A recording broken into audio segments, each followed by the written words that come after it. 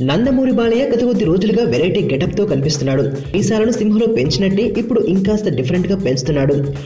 ఇలా పెంచడానికి విషయం లేకపోలేదు. బాలయ్య క్రిష్ డైరెక్టర్ చేస్తున్న హిస్టారికల్ మూవీలో గౌతమిపుత్ర శాతకర్ణి పాత్రలో నడుస్తున్నాడు. ఈ సినిమాకి యోధుడు అనే టైటిల్ అనుకున్నట్లు తెలుస్తోంది. ఈ చిత్రం అమరావతి రాజధానిగా చేసుకుని పాలించిన శాతవాహన రాజు గౌతమిపుత్ర శాతకర్ణి జీవితం ఆధారంగా చిత్రీకరించబడుతోంది. ఈ సినిమాలో బాలయ్య చేస్తున్న పాత్ర చరిత్రలో నిలిచిపోతుందట. నటనకి ఖచ్చితంగా ఆస్కర్ అవార్డు వస్తుందట. ఇవన్నీ ఫ్యాన్స్ చెప్పుకునేవి కాదు, బాలయ్య కొంతమంది మిత్రుల దగ్గర చెప్పుకున్నట్లు సమాచారం.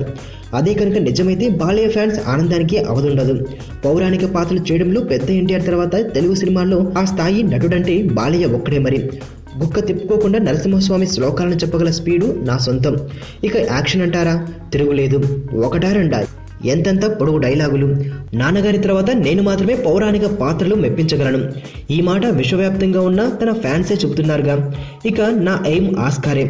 ఈ అవార్డు రాకున్నా నన్నెవరూ ఆపలేరు అంటున్నాడు నందమూరి బాలయ్య.